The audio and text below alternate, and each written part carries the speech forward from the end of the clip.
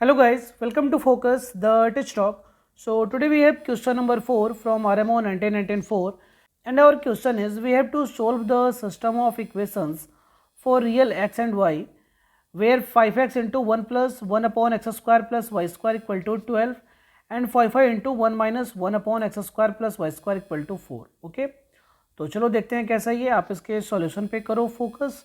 और अगर अभी तक आपने चैनल को सब्सक्राइब न किया है then please subscribe it, hit the notification bell for upcoming videos. Okay तो यहाँ पे सबसे पहले तो कुछ एज्यूम कर लेते हैं।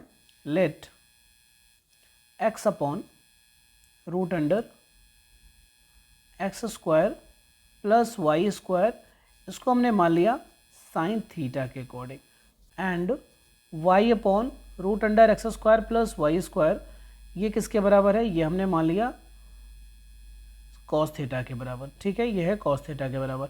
अच्छा क्लियर है कि इन दोनों को डिवाइड करोगे तो आपको क्या मिल जाएगा, that is x upon Y equal to मिल जाएगा आपको टेन थीटा, और यहाँ से आप ये लिख सकते हो x equal to y tan theta. ठीक है, ये आप लिख सकते हो।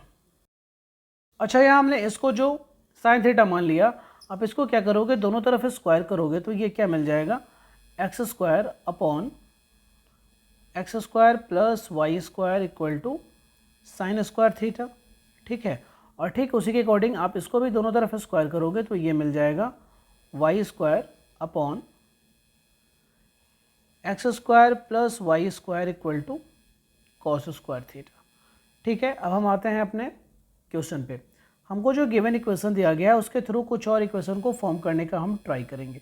तो सबसे पहले तो ये जो दिया गया है आप इस पर फोकस करो। ये क्या दिया गया है, आप लिख लो 5x into 1 plus 1 upon x square plus y square this all equal to 12।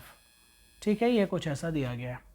अब यहाँ क्या करो कि इस x की जगह पे आप ये लिख लो, x की जगह पे आप लिख लो ये y टेन थीटा, तो ये बन जाएगा 5y टेन थीटा। ठीक है, इंटू 1 प्लस, अच्छा ये 1 upon x square plus y square की जगह पे हम यहाँ से ये लिख लेते हैं 1 upon x square plus y square equal to cos square theta upon y square.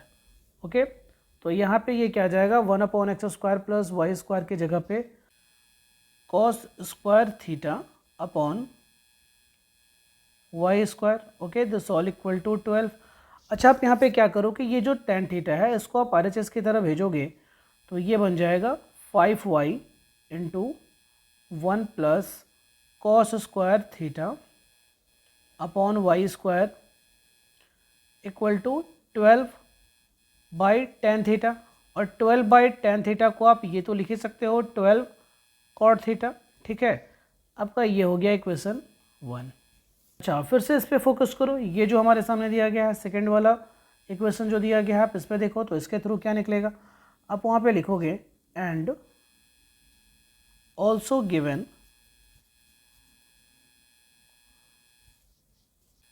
5y into 1 minus 1 upon x square plus y square equal to 4। अच्छा यहाँ पे ये 1 upon x square plus y square को फिर से हम इससे ही replace करते हैं, तो ये क्या लिख लोगे आप यहाँ पे 5y into 1 minus cos square theta upon y square this all equal to 4। ये जैसा y जो था हमने इसको वैसे ही रखा, ये हमारा हो गया इक्वेशन 2। अच्छा आप इक्वेशन 1 और 2 को क्या करो कि आपस में ऐड कर दो 1 प्लस 2। जब आप आपस में ऐड करोगे तो देखोगे कि इक्वेशन 1 में देखोगे आप यहाँ पे है 5y और यहाँ भी है 5y, ये दोनों कॉमन निकल जाएगा, ये आएगा 5y और यहाँ पे आएगा 1 plus cos square theta upon y square, फिर यहाँ plus 1 minus cos square theta upon y square. ठीक है, this all equal to equation 1 में क्या है, ये 12 कॉट थीटा और यहाँ पे है प्लस 4, तो ये सब आ जाएगा 12 कॉट थीटा प्लस 4। यहाँ पे ये दोनों हो जाएगा कैंसिल, और नेक्स्ट टर्म में क्या बचेगा, ये 5y और 1 प्लस 1 2, यानी ये बचेगा 10y equal to 12 cot theta plus 4। इसे हमने मान लिया कि ये हमारा इक्वेशन 3। ओके, और इसे एक ब्रैकेट में पुट करते हैं कि फ्यूचर में ये यूज हो जाए तो इसको यूज़ कर लेंगे। अच्छा, ये इक्वेशन 3 हमें कैसे मिला कि 1 और 2 को ऐड करने पे अब की बार क्या करते हैं कि 1 और 2 को माइनस कर लेते हैं, 1 माइनस 2।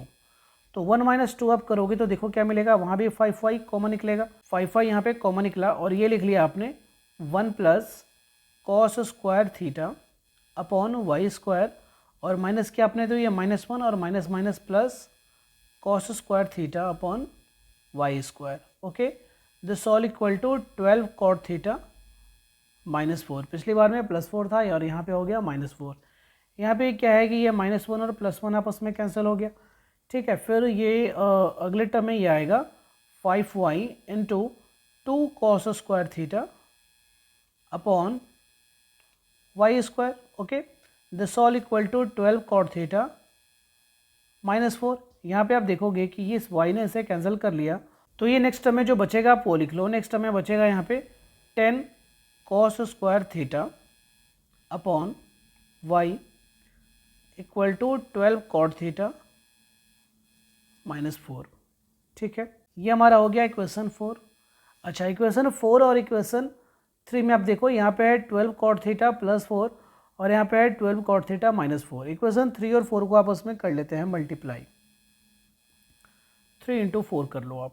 3 इंटू 4 जैसे ही करोगे आप देखो यहाँ पे ये क्या है 10y, यहाँ पे ये आपने लिखा 10y into 10 cos square theta upon y. Okay, this all equal to यहाँ पे है 12 कॉट थीटा +4 और ये है 12 कॉट थीटा -4। वो a plus b into a minus b वाले रिलेशन पे बेस्ड है, तो ये हो जाएगा 144 कॉट स्क्वायर थीटा और -16। यहाँ पे ये क्या हुआ कि इस y ने इस y को कर दिया कैंसिल, ये दोनों हो गया कैंसिल, तो ये टोटल क्या आ गया हमारे पास 100 cos square theta equal to 144 cot square theta -16। अच्छा, इसे हमने क्या किया कि इसे कुछ आप कैंसिल कर लो, ये आ जाएगा 50, ये आ जाएगा 72 और ये आ जाएगा 8। यानी हमारे सामने नेक्स्ट स्टेप में बचा 50 cos square theta equal to 72 cot square theta -8। अच्छा, इसे हम ऐसे लिख सकते हैं 25 into 2 cos square theta okay equal to 72 cot square theta -8। अच्छा, एक बात आप दिमाग में रखो, cos 2 थीटा कितने के बराबर होता है, ये होता है cos square theta minus sign square theta.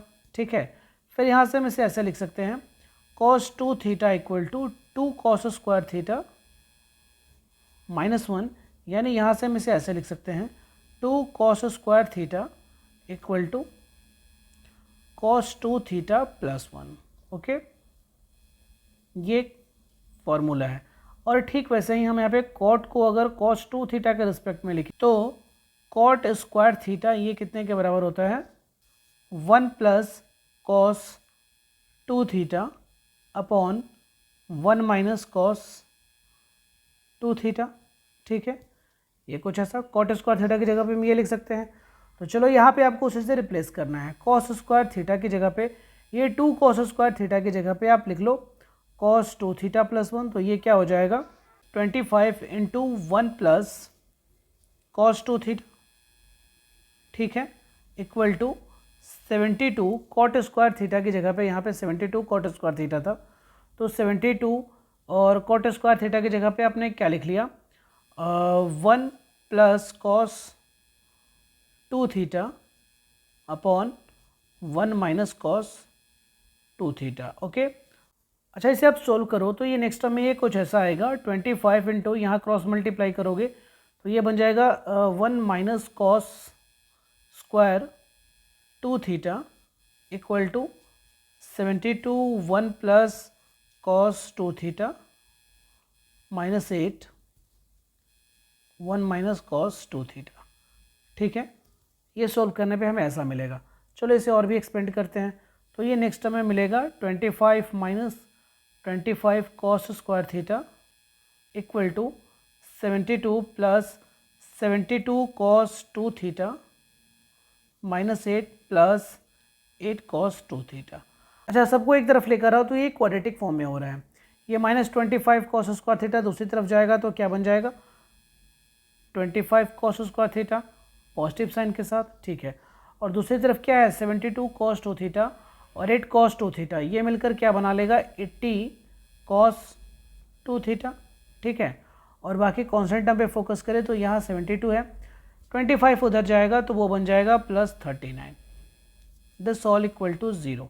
ये हमारा एक हो गया, ये हमारा एक हो गया क्वाड्रेटिक फॉर्म, ठीक है। तो जब ये क्वाड्रेटिक फॉर्म हो गया तो क्वाड्रेटिक फॉर्मूले का यूज़ करके हम यहाँ पे cos 2 थीटा का तो वैल्यू निकाल ही सकते हैं। तो cos 2 थीटा क्या आएगा, आप यहाँ पे लिख लोगे cos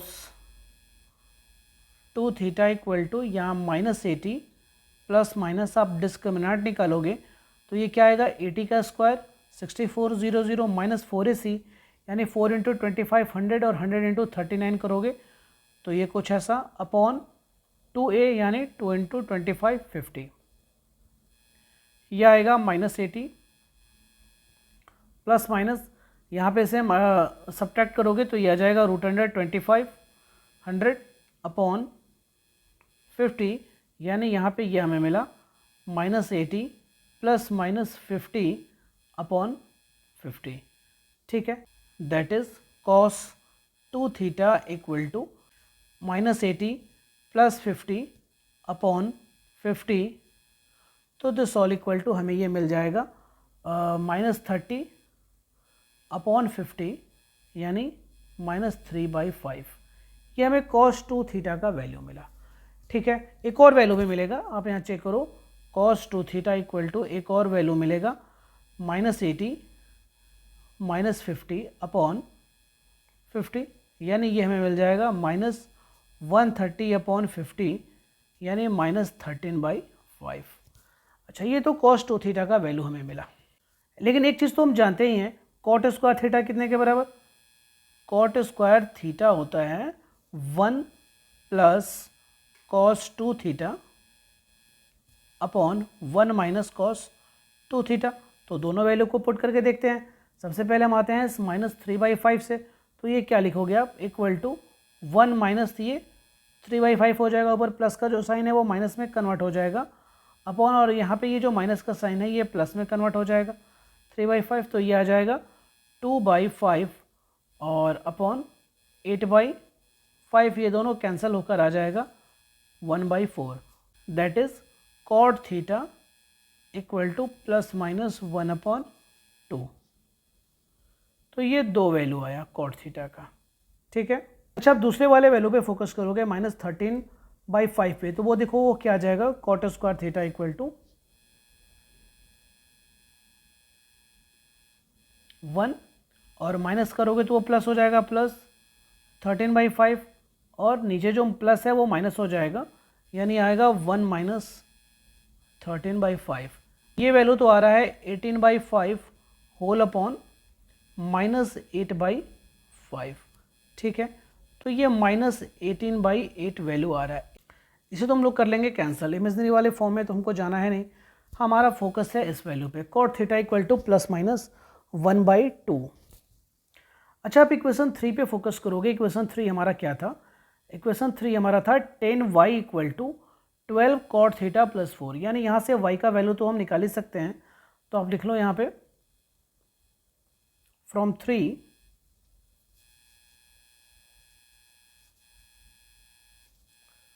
10y इक्वल टू क्या है 12 cot थीटा प्लस 4। तो देखो cot थीटा का वैल्यू क्या है ±1/2 आया है।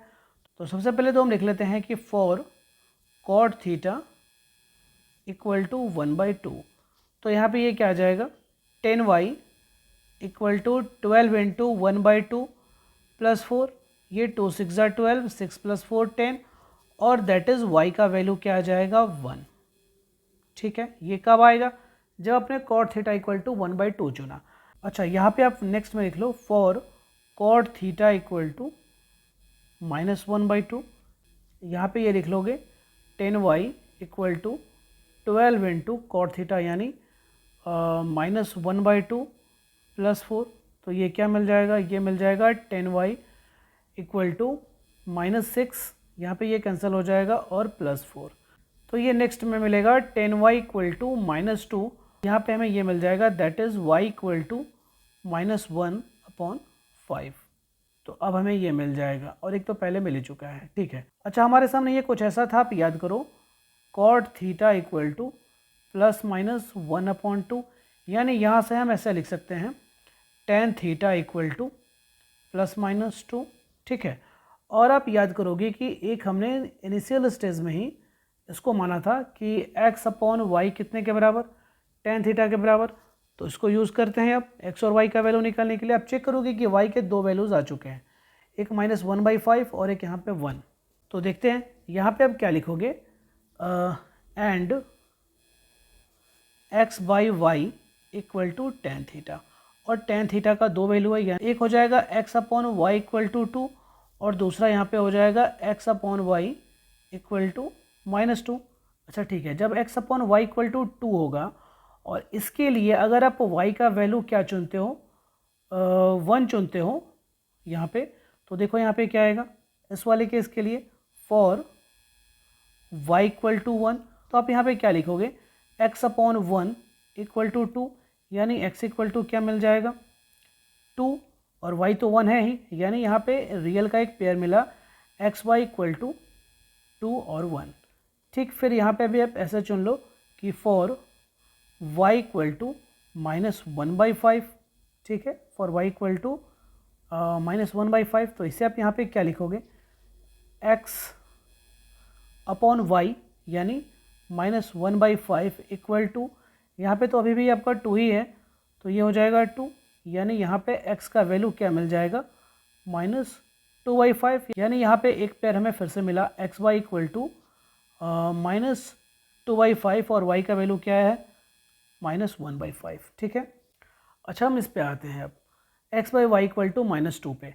तो यहाँ पे भी आप लिख लोगे फॉर y इक्वल टू 1, तो यहाँ पे ये क्या आ जाएगा x/y इक्वल टू -2, यानी x/1 इक्वल टू -2, तो x का वैल्यू क्या आ जाएगा -2। तो आपको पेयर मिलेगा xy इक्वल टू -2 और 1 का, ठीक है। फिर आप लास्ट वाले में आ जाओ, फॉर y इक्वल टू -1/5। तो यहाँ पे देखो आप क्या लिखोगे, x/-1/5 इक्वल टू -2, ठीक है। तो ये क्रॉस मल्टीप्लाई करोगे तो ये तो प्लस हो जाएगा, x इक्वल टू क्या मिलेगा 2/5। तो यहाँ से फिर x और y का वैल्यू मिला, xy इक्वल टू ये मिला 2/5 और y का वैल्यू तो -1/5 है ही।